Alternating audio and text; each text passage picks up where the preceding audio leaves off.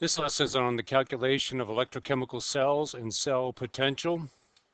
You should be familiar with redox reactions that are single replacement reaction that occur between two metals, such as the reaction of zinc metal and copper 2 sulfate.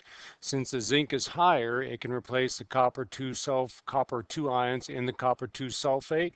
This will give you zinc sulfate and copper metal.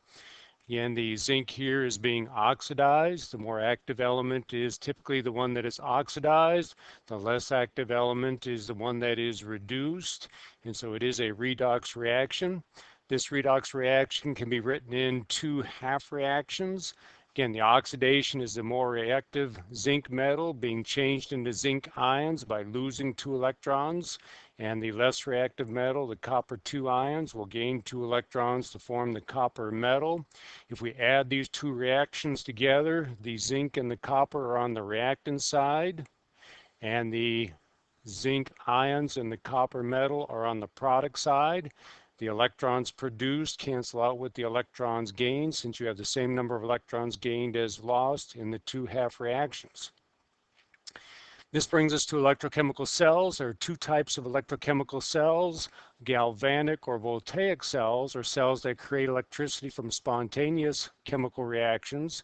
And there are electrolytic cells which use electricity to cause chemical reactions to occur that are normally non-spontaneous. So again, think of the name. It's electrochemical cells in which you can use chemical reactions to create electricity. Those are the galvanic or voltaic cells. And you can use electricity to cause chemical reactions to occur. Those are the electrolytic cells. Here's an example of a galvanic cell, or at least a partially diagrammed galvanic cell. This is made up of two half cells, one oxidation, one reduction.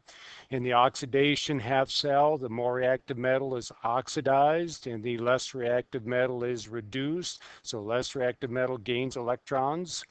And so over time, the zinc metal will be oxidized into zinc. So we'll see this electrode called the anode gets smaller over time. And then in the reduction half cell, the cathode, which is the tin electrode, will get larger over time as the tin ions are reduced into tin metal. The shorthand notation for this always starts with the oxidation half cell. Zinc metal is oxidized into zinc sulfate. The solid line here represents the separation of a solid state and the aqueous state. And then the double line separates the oxidation half cell from the reduction half cell. And again, the single line here separates the aqueous state from the solid state. And so always start with the oxidation. Zinc metal is oxidized into zinc sulfate as the tin ions in the tin 2 sulfate are reduced into tin metal. For this reaction to occur, of course, you cannot have the two half reactions separated. A wire must connect the two electrodes, metals that conduct the electrons in and out of the solutions, and then you will get an electron flow from the metal that is being oxidized to the metal that is being reduced. If this is all we had, this reaction would stop very, very shortly. For electrons leaving the oxidation half cell is going to cause this cell to build up a positive charge. And if electrons are flowing into the reduction half cell, this will cause this one to build up a negative charge. And so another part is required, which is the salt bridge. The salt bridge connects the two and allows movement of ions. And since the electrons leaving this half cell is going to cause this one to become positive, the anions or the negative ions will move into the oxidation half cell. And since this cell wants to build up a negative charge, the positive ions or the cations will move in this direction. And that will neutralize, that allows the continuation of the flow of electrons from the oxidation half cell to the reduction half cell. And of course, if you put an electrical device in there, then it will power that device. Common electrochemical cells are any type of a battery, whether your car battery or the C cells or AAA cells that you use in other devices such as your watch, iPod, or whatever. Okay, we're going to look at how to calculate the standard potential of a cell. You will be given a table of standard reduction potentials. Note this is all reduction. Every one of these equations show the gaining of electrons.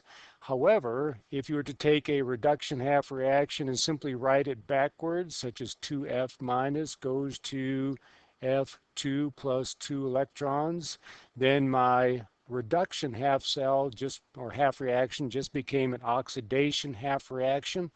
If I were to reverse that, I would have to change the sign on the voltage. But anyhow, all these are written as reduction half reactions. This will be a tool that you use quite a bit. In the cell that we just looked at, we were using zinc and tin, but let's look at a combination of zinc and iron.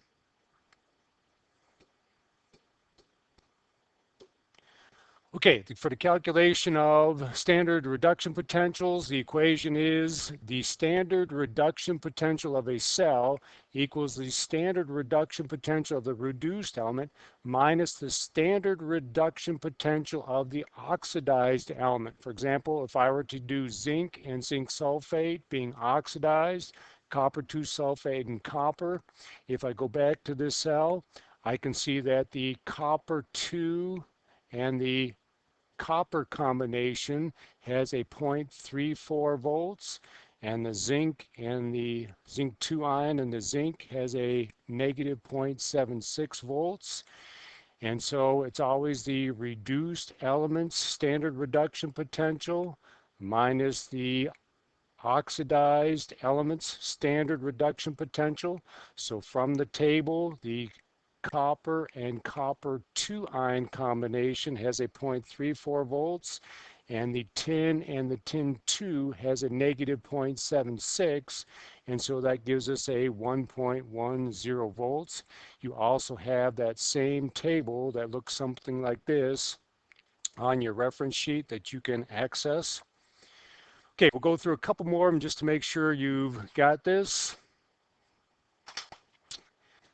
And so here we have two half cells. We have a half cell that is copper and copper 2 nitrate and magnesium nitrate. So I've isolated the half reduction, the standard reduction half reactions from your standard half reduction table. And so here is the copper, here is the magnesium. And the substance with the most positive reduction cell potential will always be reduced, and the substance that is more active or has the more negative oxidation reduction potential is going to be oxidized.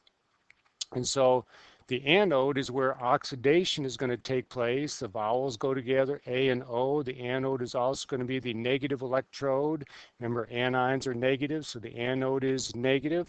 So again, the more active metal is going to be oxidized. That is the magnesium. It has a less positive oxidation potential, so there is the oxidation half reaction for magnesium.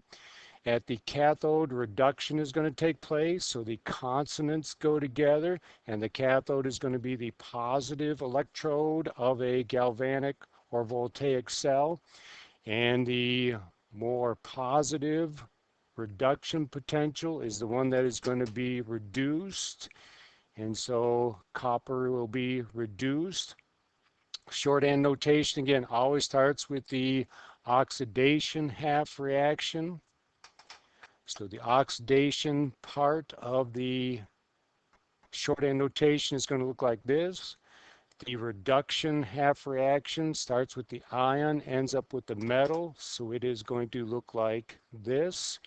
And so again, it shows the flow of electrons. The electrons start with the magnesium, it will lose them. The copper will gain them, becoming copper metal.